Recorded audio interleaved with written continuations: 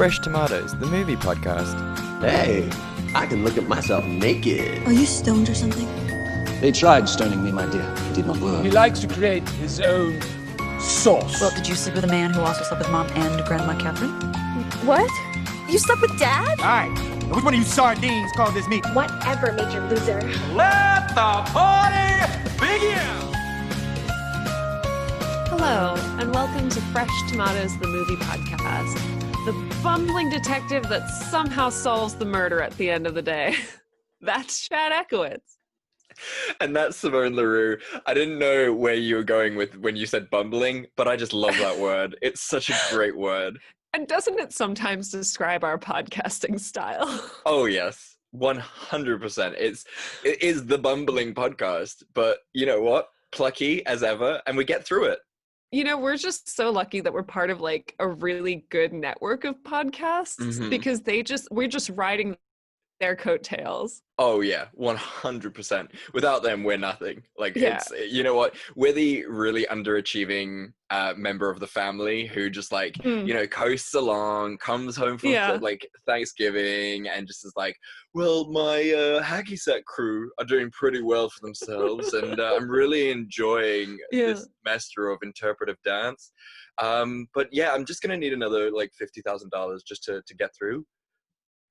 I'm actually thinking of taking a second gap year. Like the first one was fine, but now I really know what I want, you know?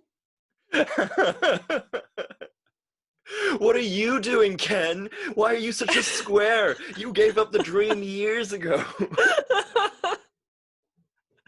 Ken is our super cool uncle, and Tom is just the patriarch of the family. Yeah, like Ken and Tom are just like out on the porch just having whiskeys while everyone else is just kind of fighting indoors and wondering what's going to happen with the inheritance money. Oh god, but we are very grateful to be on this podcast network, and it has been great. And you know what, we've got amazing fans who suggest wonderful things to us and you know, chat to us about the most ridiculous things and talking about ridiculous things every single week. Yeah, fun every single week. I have not, you know what, we've been doing this. I got a memory on my Facebook the other day for our listeners, which said that, you know, 2 years ago we started this podcast. We released the first episode to the public. So you know what? Even in those 2 years, like not once have I been like, I really hate this. I want to stop doing this. It has been fun. Yeah. Look at us go. And this week is still no exception. Even though these movies were terrible, I still had a lot of fun. And what is that we are doing this week, Simone? We're doing the Pink Panther, not the original 1970 to 1990 movies, but the Steve Martin American remakes. Yeah, we're doing those. Now, if you thought, oh, wait, those are really good movies because of nostalgia, and you know what? Memory is a very, very cruel mistress, because whatever you remember as good, that is a lie. And yeah, I think these are a good representation of that. Just how your memory is a dirty liar. Yeah. I think it also really shows that a theme song can take you quite a long way. Yeah, exactly. You make a very good point. I had that fucking theme song stuck in my head the whole week. It is really addictive, isn't it? It's very, you know, there's something about, you know, jazz trumpet and everything. Just yeah, it's very cool. Did you ever watch the comic book show, like the comic, when you were like growing up? We had it on a couple channels. I saw the original like couple of movies that they had about the Black Panther, the wildly racist ones. Oh, really? Okay. Well, where he has like his Asian manservant attack him at random times. Right. Okay. Yeah. But those had a bit more heart, I think, in my opinion.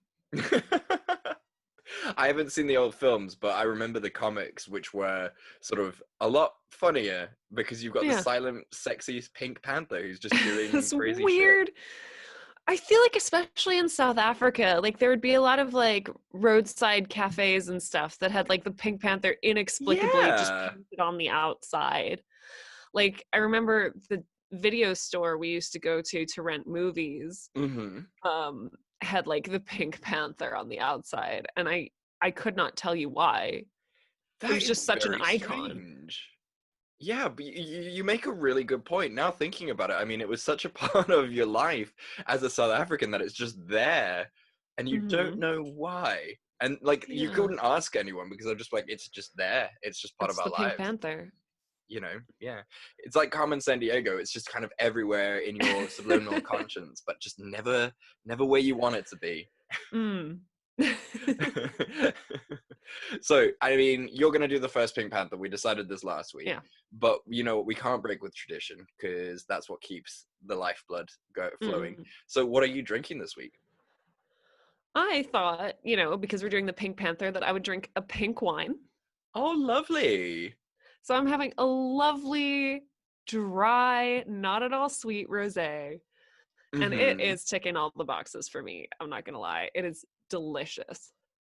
I mean, it looks fantastic. And, you know, for our normal non-YouTube listeners, she's sitting there with a bomb-ass scarf on, this like deep red golden colored rosé. She just looks like the master of the universe just sitting there. You know, if there was a crackling fire behind her. I'm cold and I have to make up for the fact that I'm drinking a chilled wine. You're just putting your body through so many elements. You just don't know what to do. If I get sick later in the week, I will not be surprised at all. No. And what are you drinking? Well, because we're watching Pink Panther, I thought I would drink a beer that's called Hell, since that is what these movies put us through. I mean, you set me up perfectly for that. I was so happy when you said that. So, as I said last week, my old colleagues, they bought me a beer box with different beers to like taste and stuff. And this one is called Hell, Das Blau. It's a German company, ABK, and it is actually very, very tasty. Yeah, it's just a nice blue bottle. It's got like a nice refreshing taste, and yeah, there's not much else to be really said about it. Nice. Well chuffed for you. I'm very happy with it. And I mean, it set me up perfectly, you know, with everything. It couldn't have been better. Amazing. Yeah. So do you want to tell me about Pink Panther Juan? I do. First though, this is a horrible segue, but I really wanted to take a second and talk about Chadwick Boseman. Yes. Let's talk about Chadwick Boseman first. I mean, wow. It actually hit me really hard. Yeah. Like, I mean, we get a lot of celebrity deaths and it's sad, but like this one just, I think, because it was so shocking and none of us knew, you know, what he'd been dealing with. Like, it came so out of nowhere. Yeah, no, you're so right. And I mean, he's an absolute warrior, you know. God. Colon cancer is shit. Any cancer is shit. Yeah. Like, you know, but colon cancer as well is just, it's just an awful thing. And, you know, to film 4 films while going through that, and you know, none of these films that he was in were just like him sitting in a chair doing nothing. They were like heavy action movies. And you know what, he's an absolute warrior for doing that, and just, you know, going through that pain and still bringing the world so much pleasure, and being such a role model for young Black kids. Like, one thing that really stuck with me today was they were talking about how he really pushed for Black Panther for the cast to speak with African accents, as opposed to like American or European accents. And in hindsight, it makes total sense. But he was the one who was like, you know, you can't have a movie about this untouched African country and they sound like colonialists. Like, it's ridiculous. And I mean, his South African accent was perfect. Oh, yeah. It was really spot on. He sounded like local. And, you know, for me, I'll never forget watching Black Panther here in South Africa. And so many people are seeing themselves or a version of themselves on the screen for the first time, and it was so like you could feel the whole audience. It was so meaningful. It was just so amazing to see. And like, he made that happen, and he brought that character. he just portrayed that character with so much grace and poise, and like, I mean, what a legend. Yeah, absolutely. He will be sorely missed, and you know what, like, it's heartbreaking, but you know what, he leaves behind such a legacy, and he is such a special guy, and I think, you know, we all need to take the lessons that he gave us, and it proves how strong we as people can be, and I think going forward we can all be proud that he showed us that strength, and you know, try and reflect that ourselves. Yeah, well said. Okay, let's let's do Pink Panther. Come on, we can get back there. God. Let's pick up this hype. Okay. I wrote a synopsis for this because I didn't pay much attention to the movie, so I just needed to make sure I knew what I was talking about. Okay. In front of millions of fans, an international football icon, Gluant, played by Jason Statham, is murdered, and his ring with the Pink Panther diamond is stolen. All eyes are on the French police to investigate. Chief Inspector Dreyfus, played by Kevin Kline, wants to solve the mystery for himself to win a medal. So, to throw others off the scent, he appoints the most useless policeman he can find, Inspector Clouseau, played by Steve Martin. Clouseau is helped by his appointed assistant Nicole, played by Emily Mortimer, who later becomes a romantic interest, and his partner Panther, played by Jean Reno, our boy. Our boy. Longtime friend of the podcast. Longtime friend of the podcast. Through various shenanigans, they investigate possible suspects, including international pop star Zendaya? I thought it was Xenia. Xenia? Yeah, it's Xenia. It's Xenia. It's Xenia. Okay. Xenia. Okay. I was pronouncing it like Shania Twain for some reason. Xenia, played by Beyonce, who was Gluant's fiance. Nice. Jealous French football player Bizou, played by William Abadi.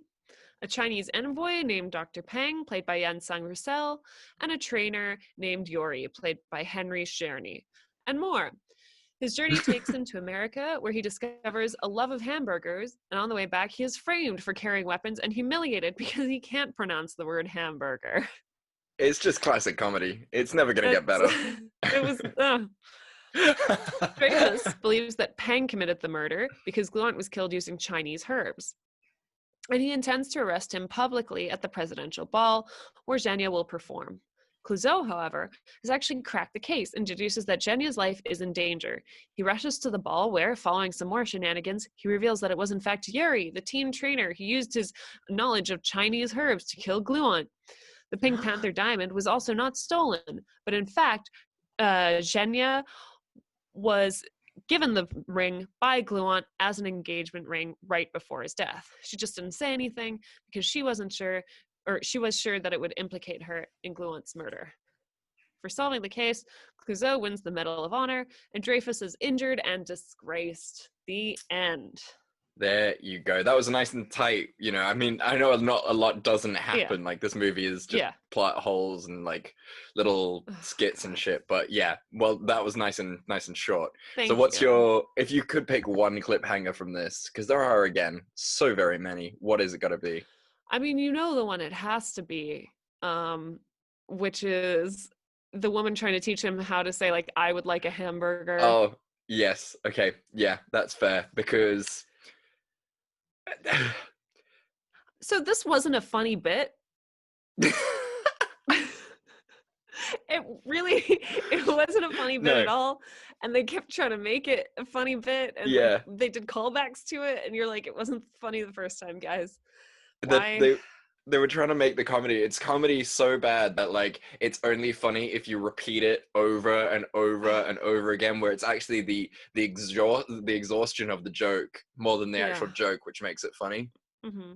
Yeah. Which I felt like this movie was just that. It was just, like, incessant callbacks to, like, one-liners that just weren't funny. It was... like, you know, I'm glad you say that, because I was watching this and I remember you were so excited to watch it. So I was like, you know what?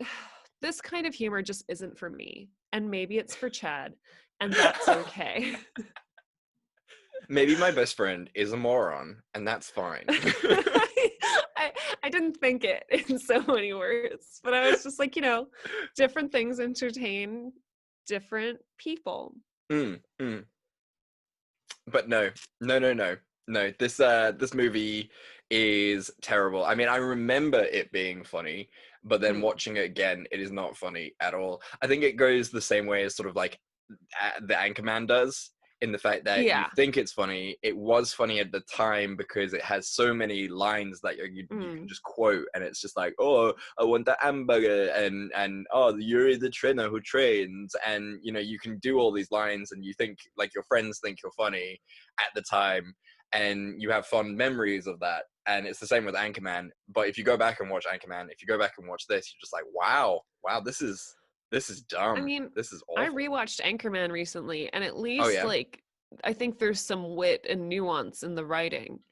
And this is very slapstick, which there's nothing wrong with some physical comedy, but there's no like wit and cleverness to it.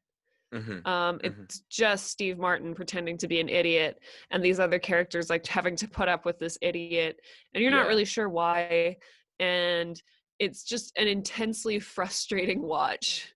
Yeah, it is, and I'm glad that you said it was frustrating. I think that's the perfect word for it, just because, you know, he's the protagonist and you're supposed to feel something for him, but then like, why? He's an idiot. Like, if he was like secretly good but then just kept fucking up, like, that's a different vibe. Yeah, but this dude he thinks he's amazing, but he's actually just really terrible at everything he does, and so you end up hating him as well, and you're like, yeah, no wonder you hate him, Dreyfus. Like, I'm not surprised by this.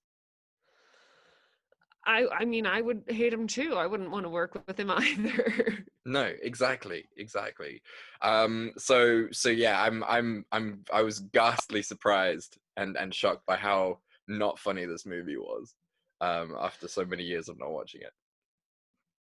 One thing that struck me though was I always forget how like beautiful Beyonce is. Yes. Like, it's a crazy thing to say, but I think like, especially just seeing her on the big screen, like not in a musical performance capacity, you're like, oh my God, you're so gorgeous. How dare you? She is unbelievably attractive. Like, it genuinely shocks the senses. I mean, she was in boggles the mind. She was in that Austin Powers movie as well, and you just like look at her and you're just like, damn, you are just too cool. How did Jay-Z get you? Jay-Z, how? And then how did he cheat on her? Who are you gonna go? Where are you gonna go? From her to what? Like, come on, Jay-Z, get your shit together, my friend. It's outrageous. With the good hair. Ugh.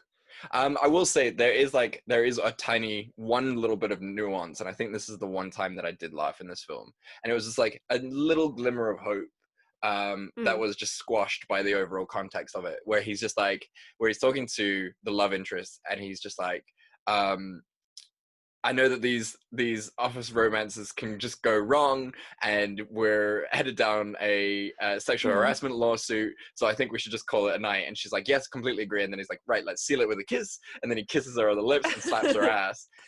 And like, while that is predatory, it is really funny if you think about it. Like, it's a hint of irony, and that's great. Yeah, that was. I did enjoy at the end when him and Ponton sneak into the gala, and like they're in their camouflage suits, and they have to dance and pretend to be background dancers. That, because Jean Reno is one of the most like serious men, or serious looking Frenchmen I've ever seen in my life, and the fact that he had to like pretend to dance. That was, I enjoyed that. But for the most part, I really don't enjoy dumb plots. I don't enjoy plots where like the whole thing is like, oh, this character's so dumb and other people have to put up with him. There's just nothing redeeming about it. Like, You know, there's no good character arc or anything like that, and it's just a shame. And yeah, it was just like, it was a whole just bunch of scenes crammed together to make him look like a moron. Yeah. And just Steve Martin improvising. Yeah, exactly. So, I mean, apart from like those one or two little glimmers of hope, like, was there anything else that you enjoyed about this movie? You know, I think they wasted the fact that Kristen Chenoweth was in the movie. Mm-hmm. She is so funny and so talented, and they used her in like one or two scenes and then not again. And I was so upset. I was like, you've got this fucking powerhouse of a woman here, and she's just like relegated to being some French dude's girlfriend. Mm-hmm. It's just, yeah, it was a shame. Like, lack of potential. Yeah. And then, sorry, go ahead. No, you go. I was thinking of something. And then just the last thing that really frustrated me was, at the end of the day, the Pink Panther is still a mystery. It's supposed to be a mystery movie where you as the audience are trying to solve it along with Inspector Clouseau. And then just at the end, sort of the way that he cracks the case is through some weird knowledge that everybody on the football team has to understand Chinese herbal medicine. Yeah. Which is like a fact that they don't give you at any point before in the movie. No. So like the fact that he solves it, you're not like, oh, I could have gotten that if I'd thought about it. It's just like, no, here's information that you totally needed to solve the mystery, and you don't get it. So screw you dumb audience member. Clouseau's smarter than you. Yeah, exactly. But of course he's smarter than you, because he knows the thing. Weird rules in this movie universe. Yeah, it should be a case of when you go and watch the movie back a second time, you're like, that's true. Yeah. And like, even because I knew where the Pink Panther diamond was, like, I watched that scene really closely to see if you could see the ring in like the thing, and you can't. So even if you have watched this before and like you go back and you're just like, that's what I missed, like, you wouldn't be able to see it. And that's bullshit, because like if you go and watch like the Ocean's movies again or like anything like that, you can be like, oh yeah, okay, I can see it now.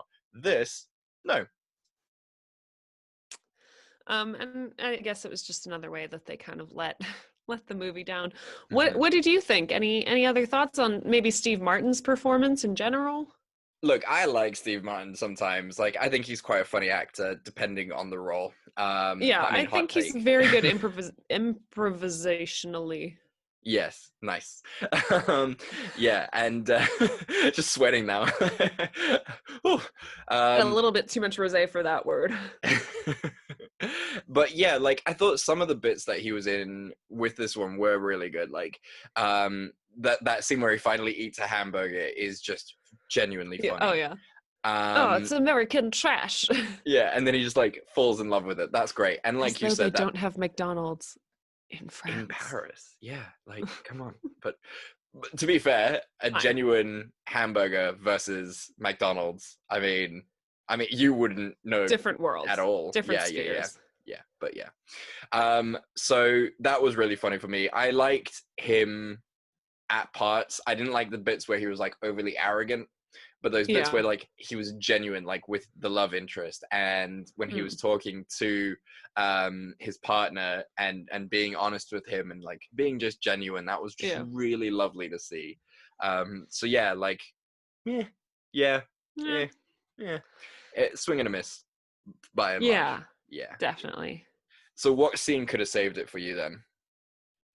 I think I'm gonna go with just like make the mystery more of a solvable thing for the audience, like bring them along on this journey. I feel like this was very much just a movie like for Steve Martin to showcase how this silly character. He can be. Yeah. And the plot was very secondary.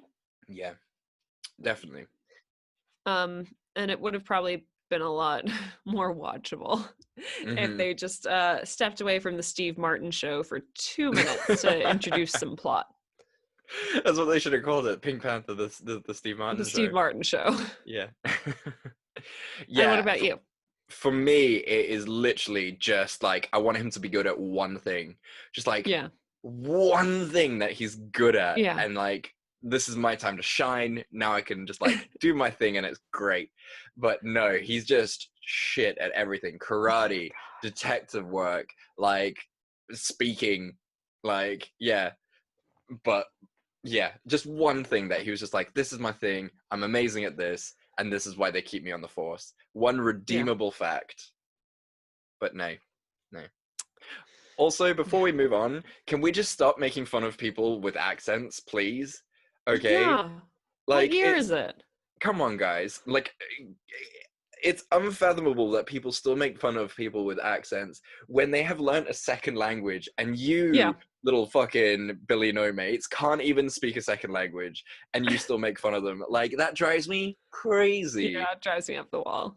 Oh, it's not yes. funny anymore. We're an international like world.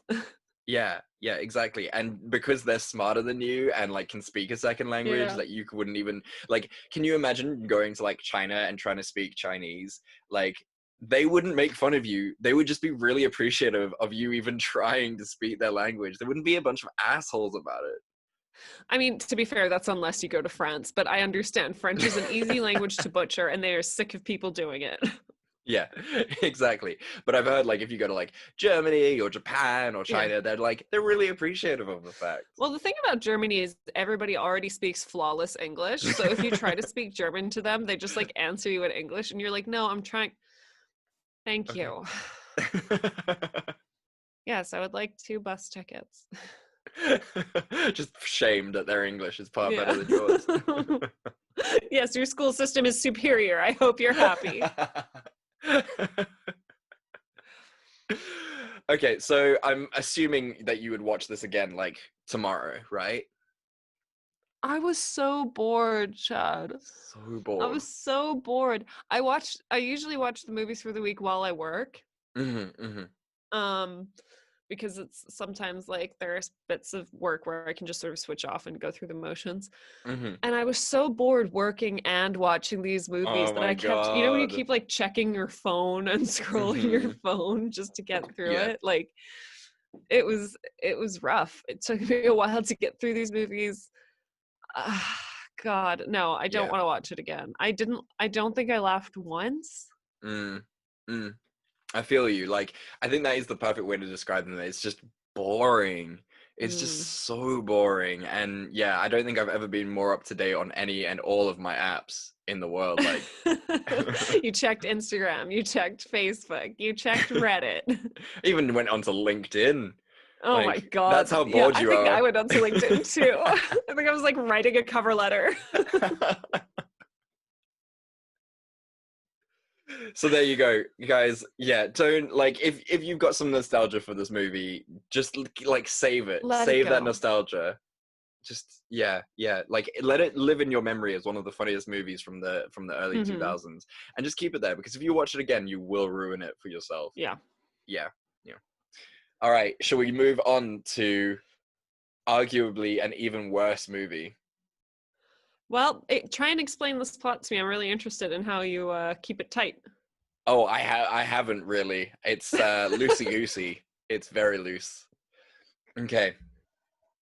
Inspector Clouseau, played by Steve Martin, is back with more hijinks than ever before. Over the past couple of months, a mysterious thief that goes by the moniker of the Tornado has been stealing rare items from all over the world. The Shroud of Turin from Italy, the Imperial Sword from Japan, the Magna Carta from England, and the world is terrified. In response, the international community has joined together to create the world's best detective team. From the UK, you have Pepperidge, played by Alfred Molina, a master at deduction. From Japan, you have Kenji, played by Yuki Matsuzaki, the tech whiz. Then from Italy, you've got the handsome and charming Vincenzo, played by Andy Garcia. And finally, Sonia, played by Ashwira Rai Bachchan. I really hope I didn't butcher that name. Ashwara Rai is, Ashwara Rai. Ashwara Rai, yeah? Okay, cool. I don't mention her again, like her name again, so thank God for that, because I'm just going to butcher it again. Who is an expert on the Tornado. But they all agree that the team would not be complete without the world's greatest detective, the man who solved the Pink Panther theft, Inspector Clouseau of France. The team are to start their investigation in Japan, but as Clouseau is about to board the plane, the Pink Panther diamond is stolen. The team immediately converge on the presidential palace where it was being held. When they arrive, all the detectives have a massive pissing contest to show how much better they are than each other. After some time, they realize that they need to go speak to the only known associate of the tornado, these names today. Avelenita, played by Jeremy Irons. There is also a theory that he is actually the tornado, and he just disguised himself as another person so as to avoid getting caught. The only way to identify the tornado is by a bullet wound on his right shoulder, which he received 10 years ago. The team go to visit Avellaneda at his mansion in Italy, and Clouseau tries to come up with a way to get Avellaneda to show his bare right shoulder. As you can imagine, this goes terribly wrong, though the rest of the team are successful purely by asking Avellaneda to show them his shoulder. Unfortunately, there is no bullet hole, so he is not the tornado. That night, the ring of St. Peter is stolen off the finger of the Pope. This causes a massive uproar, and the faith in the team of detectives starts to wane. Lots of shenanigans ensue. Clouseau basically makes a fool of himself every chance he gets, and the rest of the detectives decide to kick him off the team. France is disgraced. After some time, the detectives solve the case. The tornado has killed himself and left a suicide note saying that the thrill of stealing had lost its shine, and so he decided to end his life, but not before destroying the Pink Panther diamond forever. The team are all super happy that the case is solved, and all the artifacts have all been returned, except for the Pink Panther, of course. The only person who does not believe that this case is closed is Clouseau. At the dinner celebrating the victorious detectives, Clouseau sneaks in and tells Chief Inspector Dreyfus, now played by John Cleese, that he suspects that it was in fact Sonia who stole the items and pinned the whole thing on the tornado, but she never actually destroyed the Pink Panther diamond. His theory is that Sonia is an ex-lover of the tornado who was badly scorned by him. Now she wants to pay him to pay, so she steals all the items in order to bring him out of hiding. Then she can find him, kill him, and pin the whole thing on him, allowing her to escape with the diamond. Clouseau's theory is proved right when Sonia pulls a gun and tries to shoot him. After a daring chase, they arrest her, and she confesses. He's a hero, France is lifted back up, and the end. What's your cliffhanger? So it has to be this one, and it's that conversation, any of the conversations with the HR manager, but probably the first one. Just because this is that wonderful time where boomers had like a little bit of fight in them, and they were just like, oh, look at these kids worried about political correctness, gone mad, and it's just like, oh, fuck off. Yeah. Just, oh, you can't say anything anymore. Yeah, you can't be racist anymore. Oh, I hate it. Me. How am I going to make fun of people anymore? Comedy's dead. Oh, God. At least we've grown a little bit, a smidgen. I mean, I'd like to think so, but the state of the world right now really suggests otherwise. Look, I'm still trying to be hopeful. If I start to believe that that's true, I'm probably just gonna go into a depression nap forever. I mean, it's 2020. I feel like if you're gonna do a nice long depression nap, there are worse years to sleep through. That is true. That is a very, very true fact. I saw a really cheesy, terrible joke, and since this is the cheesiest of all comedy episodes, I got to tell you it. We can't let it go into next year. We just can't let this year end. Do you know why? Because then 2021.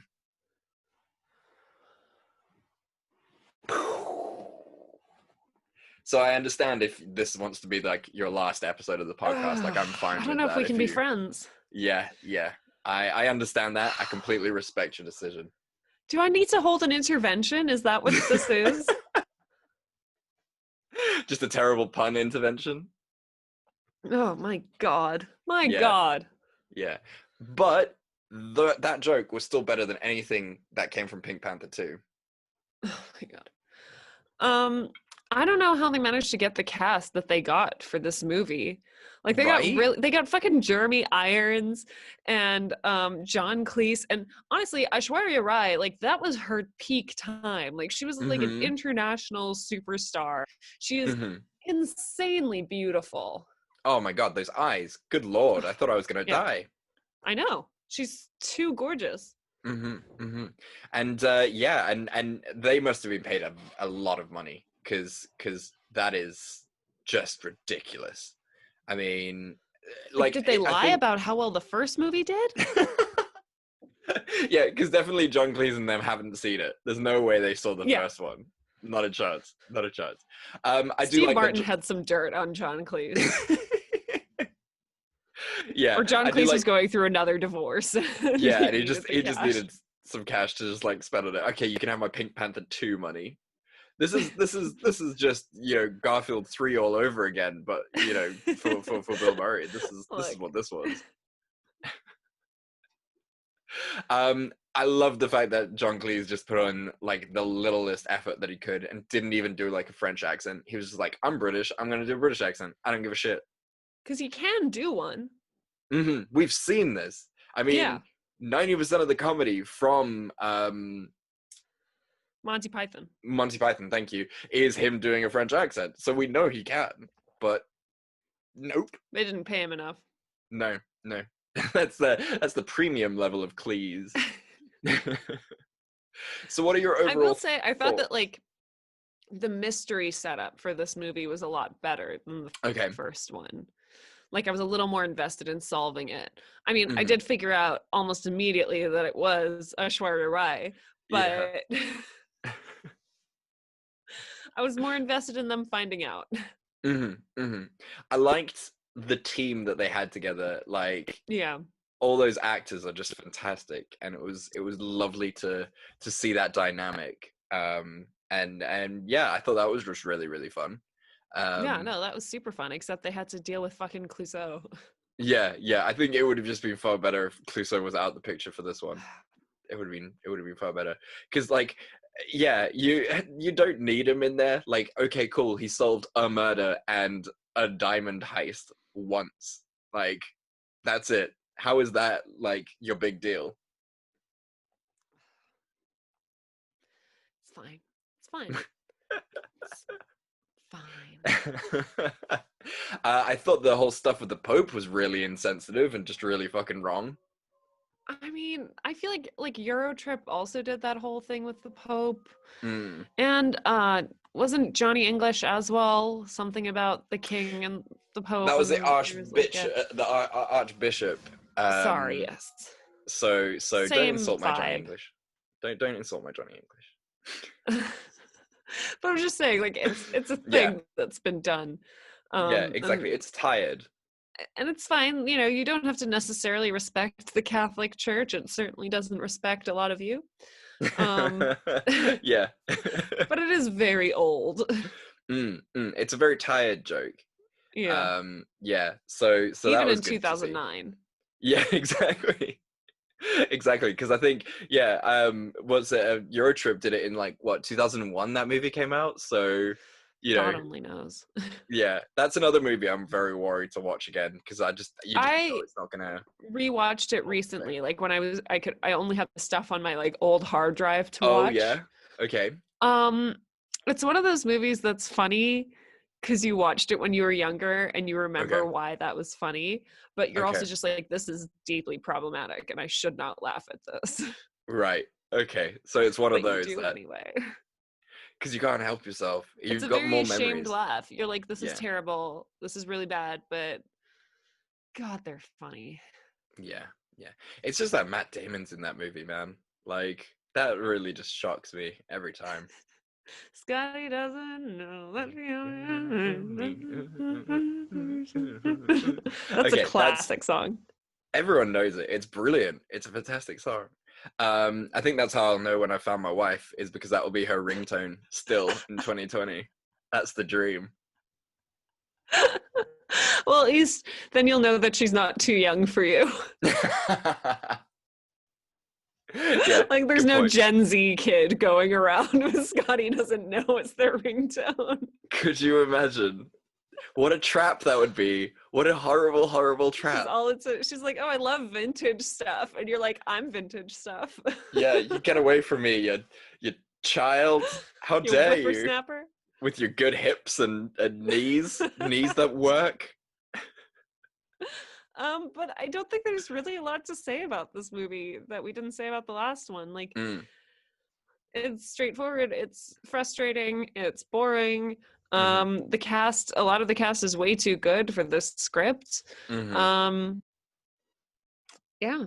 Yeah, like it is the exact same movie just over and Yeah. over again, like Yeah. and you know, almost beat for beat it is exactly the same. You've got a karate fight scene, but this time it's against two little kids, and you've got a you know, high strung woman trying to teach him something that he just can't get a hang of, and you've got the sexual and impropriety with his colleague, and yeah, again, Ah, yeah, yeah.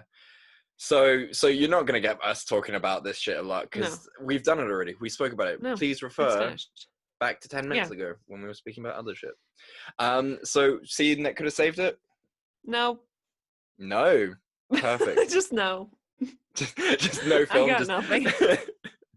just go back to that pitch meeting where they were like, we should do another one of these, right? And then Yeah. you're just like standing there, just like slap someone in the face and be like, no. Yeah. What are you thinking? What are you doing?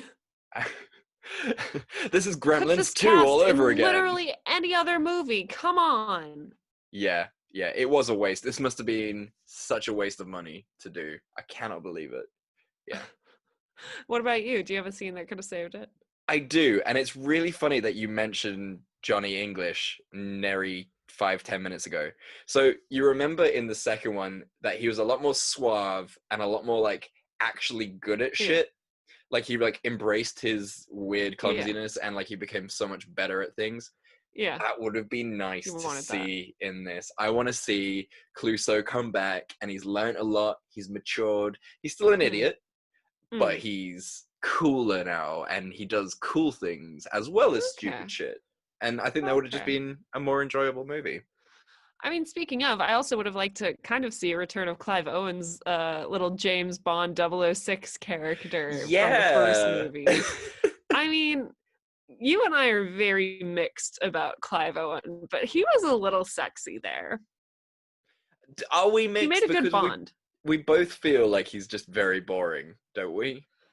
Yeah, but I mean, he's got one of those faces, like he's got very broody eyes, so I just want to fix him. Ah, okay, fair enough. Yeah, I don't have that impulse, so that's the difference. Yeah. Sorry. Yeah. But yeah, that was a great part of the first movie, and it would have been interesting. Why wasn't he on the team? That was weird. I mean, he's a secret agent. You're not so secret if you're on like a big team, so. That makes sense. Yeah. I mean, yeah, you're 100% right. But it would have been so much cooler if he came back for another bit instead of just like another gag. Another gag. Yeah. Would you watch it again? No. Oh my God, no, never. Guys, you don't even have to watch it the first time. It's fine. This was a mistake, and I think they should have put that right in the beginning. Like, they should have been like, guys, we don't know why we're making this. Like, to be honest, they just kind of gave us a lot of money, and so we're just gonna do it. But please don't feel obligated to watch this. Like, just leave it. It's fine. We still get our money, even if you don't watch this. I still get paid. The studio's eating this. Yeah. Well, there we go. Thank you, Simone. There we go. This was I must apologize for suggesting this week, and That's okay. but we all make mistakes. Yeah, like Steve Martin and John Cleese, and Beyonce. This was a mistake. Just leave it. Leave Pink Panther alone, and hopefully they'll never make another Pink Panther movie, ever. So, how are you, and what is your optimistic thing for this week? I'm good. I had a good week. I bought different patterned socks, Ooh. which was very exciting. I've got fried egg socks, noodle socks, and chili pepper socks, which amazing. Thrilling you must be stuff. So happy now. Yeah, I am. I mean, it's fucking freezing today. Like I said at the beginning, I've got like the scarf on. I've got like so many layers on under this sweater. I've got a heater on right next to me. Oh my goodness. I'm so cold. It's so cold. It's snowing on Table Mountain. That's crazy. Good Lord. How are you going to survive this? Was spot on. Yeah, man. For socks. Oh my God. Yeah, okay. So socks is the winner, and that's how you know you've gotten old, when socks are your be end and not Especially be all. fun patterned socks. They're just the best. I have a pair of I got a pair of like Christmas socks, and they got little like Santas on them, and they're great. Love I it. just love them. Yeah. They're great. Yeah. And we're not going to post pictures, you pervs. Yeah, that's for our OnlyFans. Should we? I mean, it would just be hilarious. It would be really weird. It would be fucking awkward. Our besocked feet. Yeah. Hey guys, if you really like awkward sexual misconduct, then join our OnlyFans, because it's gonna get weird, but not in the way you want. Just It's gonna get awkward. lots of long silences, phlegmy coughs. Oh, that's the stuff, baby. Watch Simone get wine drunk and then very sleepy. There's no sexy phase in between. Do you want to see a man whose skin is both oily and dry at the same time? You've come to the place.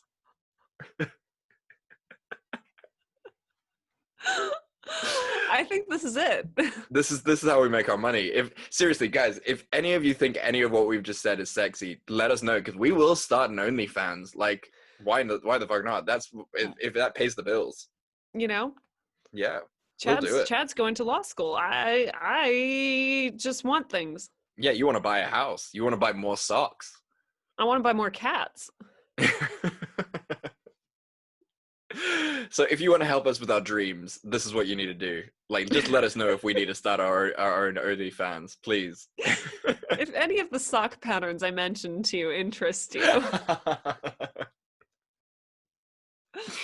Oh my gosh, this might be my optimistic thing for the day, for the week. Just this I've been weird told I have conversation. very beautiful feet, just so everyone's aware. So Look, I mean, all feet are disgusting to me. I hate feet more than anything. So, like, I can't verify nor deny this. I just hate feet. All of them. you've just never looked at them. You're like, ugh.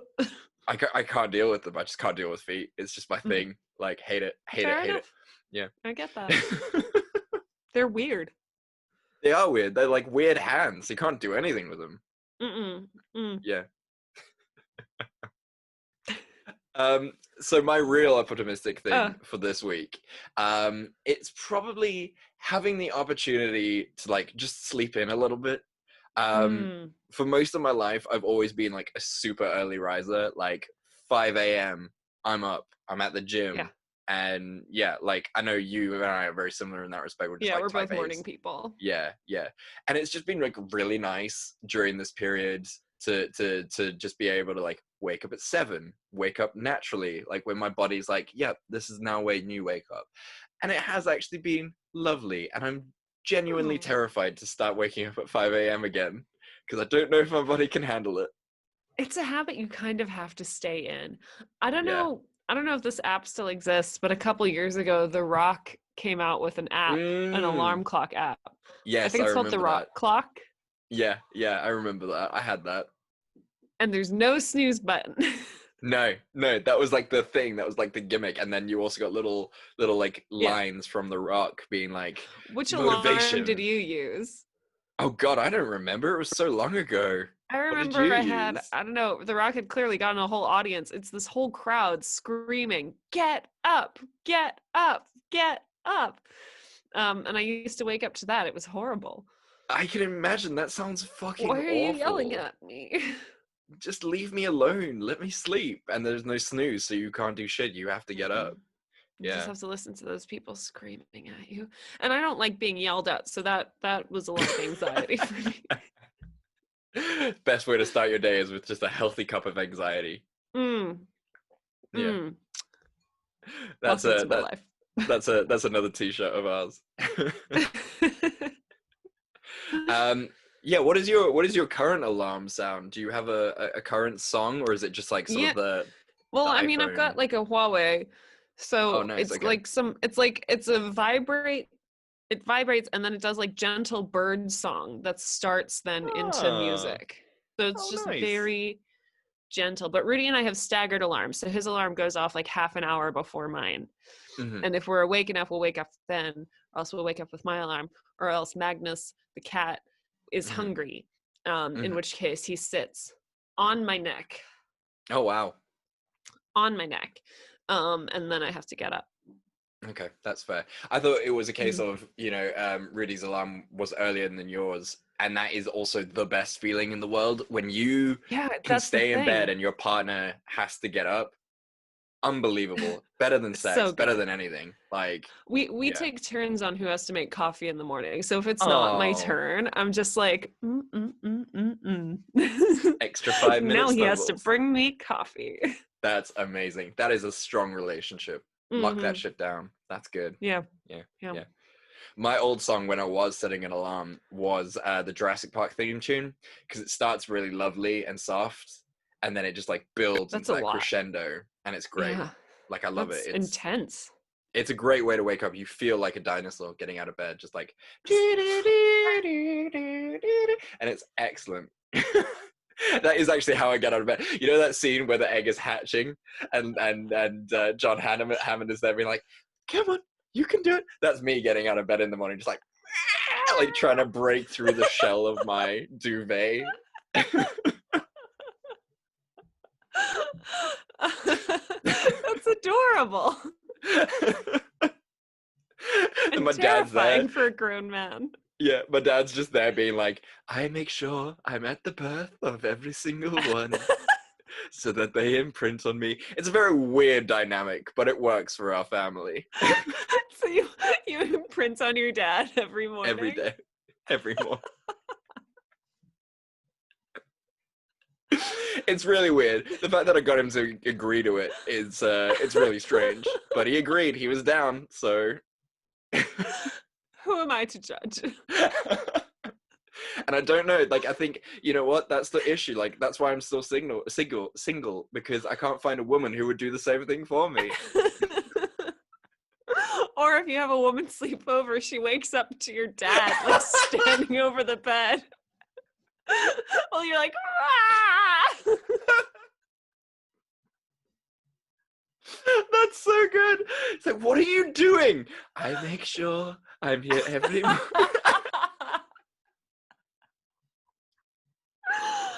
Oh my god. Good lord. Oh, okay. That was too funny. Oh my god. All right, what are we doing next week? I have an idea. Yeah. J-Lo. J-Lo. Her brief acting career? Yes, I like it. Yeah, so hang on, let me get her IMDb up and we can just have a quick. Yeah, I'll go into Rotten Tomatoes. Of course, we haven't covered the J Lizzle.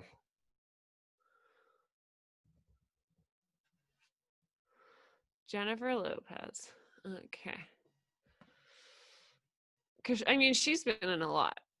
Yeah, she's had, like, really interesting roles and things.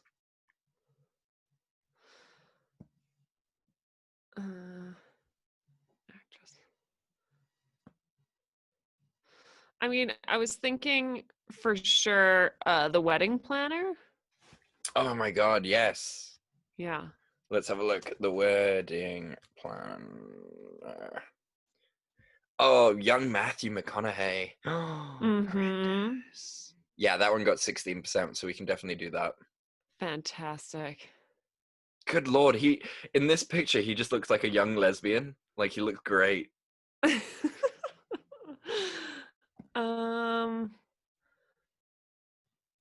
me see.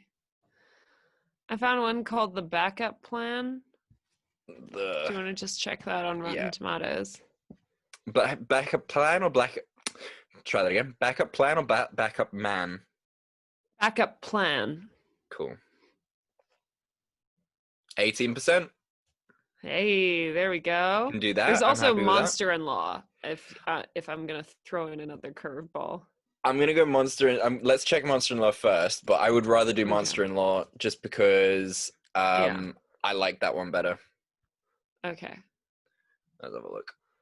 18%, we can do that. Fantastic. So we'll do Monster-in-Law and The Wedding. Perfect. So it could actually be a wedding episode as well, but it's the J-Lo episode. Which one would you rather do just for? for our clarity? Wedding planner? I haven't seen either, so... Okay, cool. Let me just get the scores up. So you're going to do wedding planner and then I'll do monster-in-law. Cool. Let me just get you the score for that. And then I'll feed you back in. No. Okay, that's 16%. Whew. Okay, so Simone, what are we going to do next week? Next week, we are going to honor one of the goddesses of film and music, Miss Jennifer Lopez, in her forays into acting. This was such a golden time, wasn't it? This is when, the history of the world was perfect. When she was Jenny from the block. You know what? She'll always be Jenny from the block, no matter how many rocks that she's got. She knows where she came from. So we're going to do the wedding planner with a very young Matthew McConaughey in his heyday. Right. And monster-in-law with a mean Jane Fonda. And we love the Jane Fonds as well, so I'm really happy that we're doing this. This is going to be a very interesting episode. Early 2000s, hitting that comedy, seeing how it holds up. Yeah, and you said you've not seen either of these movies. I feel like I watched the beginning of The Wedding Planner, and then I never finished it. Right, okay. Interesting. Yeah. I mean, I've seen both of these movies because you know me, I'm a teenage girl, and and I loved them both. So I'm very excited to see where this goes this week. Fantastic. Well, yeah, that's us. There we go. Thank you guys so much for listening. We really, really appreciate it, and we love you guys so much. And I think everything, I mean, when this episode comes out, it's going to be a shy bit of time since Mr. Boseman had passed away. But we just want to say that we love you. And I think it shows us how strong we can all be. This year has been a fucking shit show. And you guys have just been so strong through it. And you just got to keep persevering. And, the hits are going to just keep coming. And as Chadwick Boseman has taught us, no matter how hard you get hit, you just got to keep going. And I think that is something that we can all take away from all of this. Just keep going, guys. You can do it. You are loved. You are stronger than you think. And we're just fucking proud of you, really. Yeah. And if you've got, stories to tell us, movies that you want to watch, movies that you want to see us cover, movies that you never want to see us cover, just so that we know, we're racking up to Halloween, y'all. So we're real excited. This is where things get real. Spooktober is going to be really fun, you guys. Simone has come out of the woodwork already and is fucking on it. So we're really, really excited to bring our A game. Get ready for that. If there's any horror movies that you definitely want us to cover during Spooktober, holla at us now so we can prep it. And where can they do that, Simone?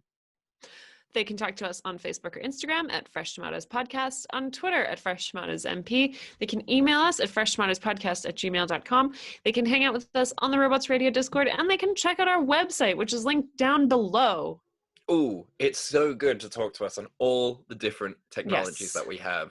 We have never been closer together. We're like one big, gigantic 7 billion strong family, and it will just continue to grow. And as we say at the end of every week, we love you, and there's nothing you can do about it. We love you, and there's nothing you can do about it. Goodbye. Bye.